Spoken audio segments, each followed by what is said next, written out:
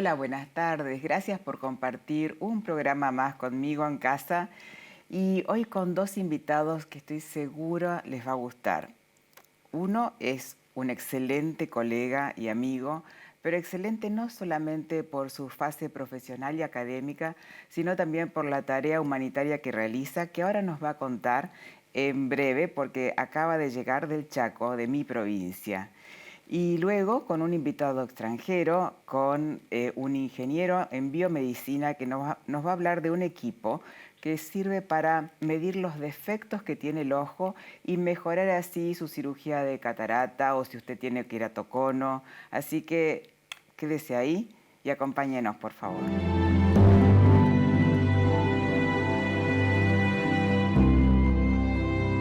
Bienvenidos al primer bloque y, como se los prometí, un doctor que quiero muchísimo, un oftalmólogo de primera línea, el doctor Ramiro Medina Boyco. Gracias, Ramiro, por venir. No, muchas gracias por invitarme, Amalia, un gusto estar acá. Bueno, lo mismo digo.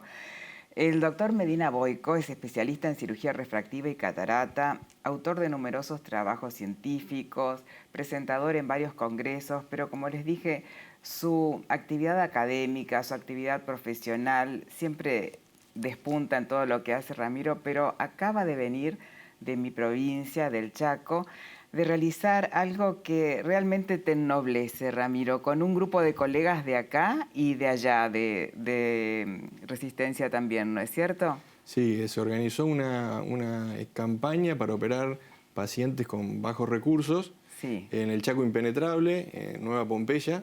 Nueva Pompeya, queda cerca de Formosa ya. Claro, y Sí. son aproximadamente casi 200 kilómetros de tierra que no se puede llegar, y el día que llueve es imposible salir. Imposible. Y organizaba la Asociación de Chaco de Oftalmología, Sí. hizo todo el relevamiento de pacientes para buscar los pacientes para operar, mucho de la comunidad de Huichi. Claro. Y fuimos de acá de Buenos Aires, junto con la Fundación Elena Barraquer de España. Sí. Salimos de acá de Buenos Aires y bueno, paramos cerquita de ahí. Al día siguiente finalmente llegamos al hospital, donde nos estaban esperando, espectacular. Fuimos un grupo de oftalmólogos, anestesistas, instrumentadoras, enfermeros, todo.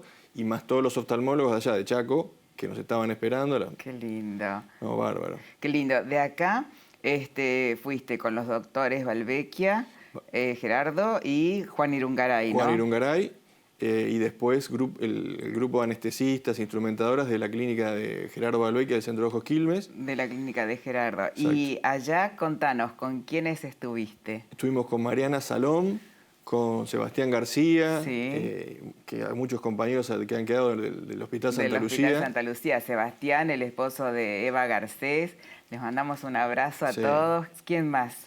El esposo de Mariana, Carlos Mariana Barney. Salom, Carlos, que se portaron genial porque después de las jornadas quirúrgicas nos tenían organizado todo. La verdad que la pasamos muy, muy bien. Sí, y seguramente el doctor Jorge Kleinsinger, que siempre está ahí, al pie del cañón. Y la doctora Sandra Núñez. Sí, que estaba contenta porque el hijo de ella terminó la residencia de oftalmología acá en Buenos Aires. Ya. Hizo un posgrado con la Fundación Zambrano, así que hizo retina. Y ellos no solamente operamos nosotros las cataratas, sino que el grupo de cirujanos oftalmológicos de Chaco también. No, buenísimo, la verdad que la pasamos Y el genial. hijo de Mariana y Carlos está en el Hospital Italiano también haciendo la formación. Claro, también, y él fue uno de los que coordinó todo desde acá con la gente de Chaco para poder ir. Qué bueno, qué experiencia. Ay, esa foto que estamos viendo, eso es cuando terminaron, ¿no? Eso es cuando terminamos, y ahí abajo están eso que está todo pintado ahí a mano, fue el Congreso de Faco Extrema, que se hizo hace poquito, y cada uno de los médicos, oftalmólogos que participaron en el curso hacían un dibujito y nos lo llevamos para ahí.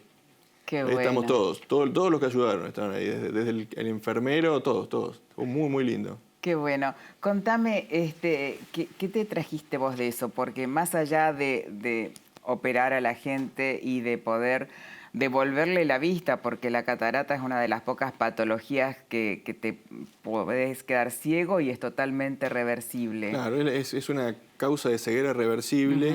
Y dos casos fueron. Uno de un hombre de 47 años que hacía 2 años que no veía nada, no conocía a su hijo. Mira. Y cuando le destapamos el ojo al día siguiente, que lo vio el nene, se puso a llorar y le preguntamos, ¿qué es lo que vas a hacer ahora? Y lo primero que quiero es conseguir trabajo, porque hace 2 años no trabaja. Ah, mira.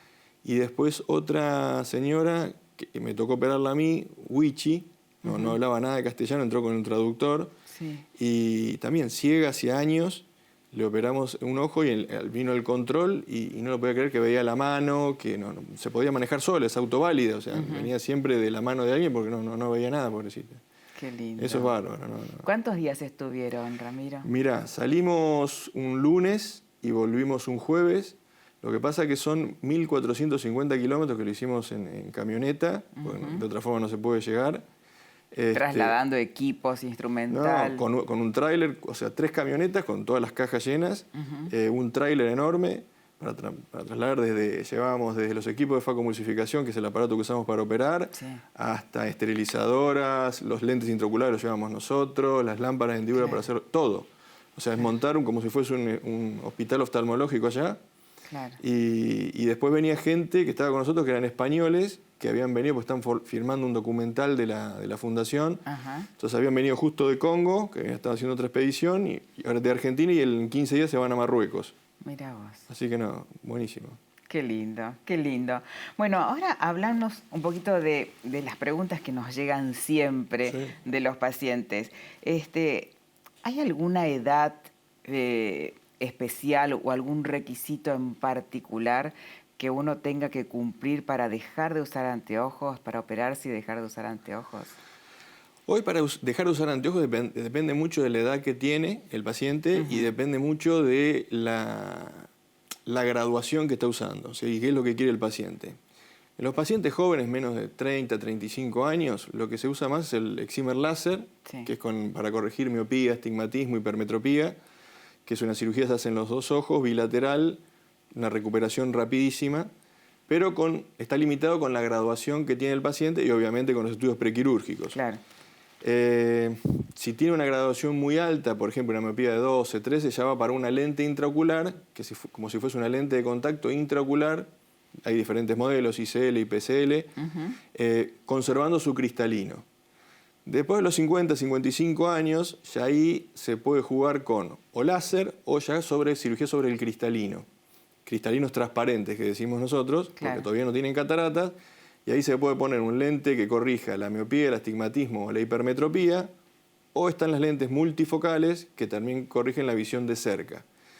En todos los casos varía mucho según la evaluación preoperatoria, o sea, claro, el ojo seco, la topografía, el astigmatismo, todo lo que tiene para ver si es candidato o no a la cirugía. No es que todos los pacientes son candidatos para un multifocal. Para un multifocal. Exacto. Y también debe tener mucho peso la actividad que hace el paciente. Claro, ¿no? Por eso es muy importante lo que decimos nosotros, el tiempo silla, el tiempo de escritorio, y decirle, bueno, está bien, vos querés ver de cerca, pero ¿a qué distancia ves de cerca? No es lo mismo una persona que está con la computadora, que es a 45 centímetros, que una persona que está leyendo a 30 centímetros, o hay gente que dice, no, yo conduzco todo el día de noche y tal vez un lente multifocal no conviene ahí porque puede tener anillos o halos durante la noche. Claro. Entonces es muy importante escuchar qué quiere el paciente para elegir la mejor opción terapéutica. Claro.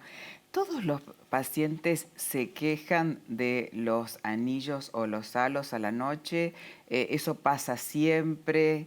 ¿Alguna vez te acostumbras? Mira, en realidad la lente tiene anillos, o sea, si uno los busca lo ve, pero primero explicarle al paciente que los puede llegar a ver. En general yo puse muchísimos multifocales y nunca tuve que explantar, o sea, siempre busqué al paciente y le expliqué todo y nunca tuve que sacar un lente multifocal por los halos. Por molestias del paciente. Exacto. Okay. Algunos pacientes dicen yo no los veo, algunos pacientes sí, pero depende fundamentalmente mucho de la personalidad. O sea, las personalidades tipo A tal vez van a estar más pendientes de los halos y lo menos no, pero si no, en general no es un impedimento. Existen otras lentes que se llaman EDOF, que son de profundidad de foco extendido, que nos dan una buena visión intermedia y una buena visión de lejos, tal vez no para leer, pero uno se siente cómodo, por ejemplo, para ver la computadora, que no tienen halos, que sería otra opción. Claro. Pero en general no. Por ejemplo, Carlos Ferroni, un oftalmólogo muy conocido, amigo, dice, yo ni les pregunto si ven los halos. Y solamente un 10, hizo una estadística y solamente el 10% de los pacientes se lo refiere. Ajá. O sea, no es que es tan importante, pero yo se los digo por las dudas, Claro. para que lo sepan. Sí, sí, sí. Nosotros somos de la escuela de avisar todo lo que puede llegar a pasar. Si no pasa, enhorabuena, Exacto. pero si pasa, el paciente ya no lo sorprende, digamos. Ramiro, ¿y alguien que se tiene que operar de catarata puede requerir una cirugía combinada? No solamente un implante de lente intraocular, sino también hacerse láser al mismo tiempo. Claro, en realidad el láser, actualmente existen las lentes que se llaman tóricas, que aparte de corregir la miopía, la hipermetropía o en el caso de las multifocales la presbicia, corrigen el astigmatismo, que hace 10 años atrás no existían. Entonces muchas veces las cirugías se planteaban en dos planos, que el doctor Saldívar creó el término bioptics, porque las hacía primero la cirugía de miopía y demás, y en segundo momento con el láser corregía el residual de astigmatismo. Sí. Hoy por hoy con las lentes, en casi todos los casos lo corregimos solamente con la lente. Lo reservo el láser para los casos que quedaron fuera de rango, porque no es que, por más que uno use el aparato más sofisticado para el cálculo de la lente, existe un 15%, un 10% en todo el mundo de error en el cálculo de la lente. Entonces, esos que llamamos fine tuning o sintonía fina, conviene hacerlo con el láser, porque es mucho más preciso. Claro. Y tal vez al mes y medio, 2 meses que se operó, se puede hacer una cirugía que es mínimamente invasiva y corregimos eso. Fantástico. Entonces, simplemente hacer la consulta con el oftalmólogo, más allá de la consulta anual que todos tenemos que hacer, ver si uno es candidato para dejar de usar anteojos. No es necesario tener una catarata como se pensaba antes, dejar de ver para operarse y elegir la mejor opción de acuerdo sobre todo a las posibilidades y al trabajo que uno realiza, ¿no es cierto? Totalmente de acuerdo y es fundamental la evaluación preoperatoria, ver las expectativas que tiene el paciente y realmente yo me operé hace 2 meses de una catarata de este ojo y me puse un lente de rango extendido. Sí. Y tenía miopía y astigmatismo y sinceramente estoy feliz y me cambió la vida después de usar casi 30 años anteojos. Y es como que hoy por hoy me animo a incentivar a la gente que se opere porque realmente es muy importante el cambio que uno siente en el día a día. Qué mejor experiencia que la propia, ¿no? Tal cual. Te felicito, Ramiro, te felicito por toda la actividad que hiciste, por tu crecimiento que es exponencial. Yo te empecé a ver operar porque sos mucho más chico que yo hace bastante y cada vez lo haces mejor. Y yo creo que vos sí sos capaz de operar de espalda y con los ojos cerrados y no te equivocas. Muchísimas gracias, muchas gracias. Gracias por venir, Ramiro. Yo a vos. Nos despedimos con el doctor Ramiro Medina Boyko y vamos al segundo bloque después de una brevísima tanda. Hola, y hoy con una entrevista muy particular para Ophthalmunity y para La Vista estamos con el ingeniero Steven Payán. ¿Cómo estás, Steven? Qué gusto tenerte acá. Muchas gracias por tenerme aquí esta tarde y bueno, es un placer compartir contigo estos minutos. Y para mí también, y te voy a presentar a nuestro público argentino que no te conoce, Steven, ¿sí? Perfecto. Steven Payán es bioingeniero con especialización en biofotónica de la Universidad de Texas. Ya nos va a explicar de qué se trata. Aparte forma parte de Tracy Technologies y es gerente de área para Latinoamérica, Sudamérica, o sea que todo lo que es habla hispana. Y estuviste mucho tiempo en Alemania, pero me decías fuera de cámara que sos de Colombia y que tu familia está en Colombia, por eso tan buen español. Bueno, sí, es correcto. Yo nací en New York, en Queens, New York, ¿sí? Y me fui para Colombia cuando era bastante joven y decidí regresar a Estados Unidos a hacer mis estudios de universidad, college, sí, claro. A entrar directamente a hacer ingeniería biomédica. Siempre es lo que de pronto estuvo en mi mente. Mi madre ha estado en el campo médico, en la parte administrativa por muchos años, claro. En Colombia precisamente. Y ella fue parte por más de 20 años de la institución privada más grande del país, que está en Cali. Y bueno, de niño yo entraba a ver de pronto intervenciones quirúrgicas como eliminación de tejido cardíaco para de pronto tratar una arritmia, con doctores que son de nombre muy importante. Y yo bueno, en esa instancia no tenía mucho conocimiento de la tecnología, el valor de ella, y a medida de que empecé mis estudios, me enamoré del poder de la tecnología, de ayudar al doctor a hacer lo correcto. Qué bueno. Sí. ¿Y por qué dentro de la bioingeniería, que hay tantas ramas como la cardiología que vos acabas de describir, te gustó la oftalmología?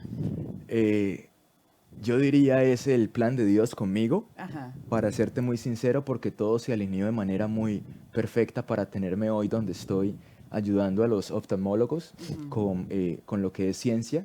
Yo en ingeniería biomédica, yo fui a la Universidad de Texas, UTSA, University of Texas en San Antonio, y fue muy difícil porque nunca fui el inteligente, por así decirlo. Fui la persona que para lograr pasar cursos de pronto los más específicos, cuales deciden eres o no una persona quien puede llegar a ser un ingeniero biomédico. Me tocó dejar de dormir muchísimo. Vivía yo en el John Peace Library, JPL, la librería de la universidad. Sí, la biblioteca. Bueno, mi compañero de cuarto, un hombre muy exitoso hoy, él está en Bolivia, Felipe. Él se reía, él hacía finanzas, mientras que yo ingeniería biomédica, y me decía, tú no duermes. Yo dormía, era cuando él llegaba de clase a las 9 de la mañana, se burlaba porque me despertaba. Yo le decía, no, Pipe, déjame dormir que acabo de llegar. Y él fue de pronto parte del proceso. Lo curioso es, en esa instancia, yo solo quería ser el mejor. Y dentro del proceso me enamoré de la ciencia que requería yo entender para pasar, no sabiendo que todo esto iba a tener sentido en algún momento. En ingeniería biomédica hay 3 ramas: biomechanics, tissue engineering, que es el utilizar células, diferenciarlas y de pronto tratar de crear tejidos para últimamente llegar a órganos. Y lo último que es, tú dijiste biophotonics. Biofotónica es un curso. Pero la rama es imágenes diagnósticas. Imágenes diagnósticas. Imágenes biomédicas, lo llaman igual. Fue muy difícil. Recuerdo que biofotónica, el curso que mencionas, es el que más me dio bases para lo que hoy es el iTrace. Entendía muy bien aberraciones, aberración esférica. Entendía muy bien el concepto de ray tracing, Snell's Law, que es como la base de todo. Le voy a contar un poquito a la gente que nos está viendo que las aberraciones son los defectos que tiene el ojo. Todos los ojos tienen defectos, por eso es tan importante consultar siempre al oculista, pero hay algunas que la gente les suena, les son familiares. La miopía, la hipermetropía, el astigmatismo. Pero vos te dedicás a estudiar las más difíciles. Sí, ¿y cómo se hace eso? Bueno, yo no diría las más difíciles. Lo que pasa, como lo digo, God's plan fue un plan de Dios. Porque no es en sí difícil, es solo algo que no ha sido introducido a la comunidad de manera correcta. Y bueno, de pronto yo fui esa persona quien llegó en el momento indicado a una industria que necesitaba entender conceptos que no son tan difíciles, pero son vitales para lograr el éxito con ciertos ojos. Tienes razón, la miopía, hipermetropía, astigmatismo son errores refractivos, aberraciones de bajo orden, que llaman porque se corrigen con gafas, con spectacles. Las aberraciones de alto orden, que tú llamas las más complicadas, las más difíciles, son solo irregularidades en estructura, ya sea en la córnea, en el cristalino, que tienden a generar errores refractivos que van más allá de la esfera, el cilindro, y no se corrigen con gafas.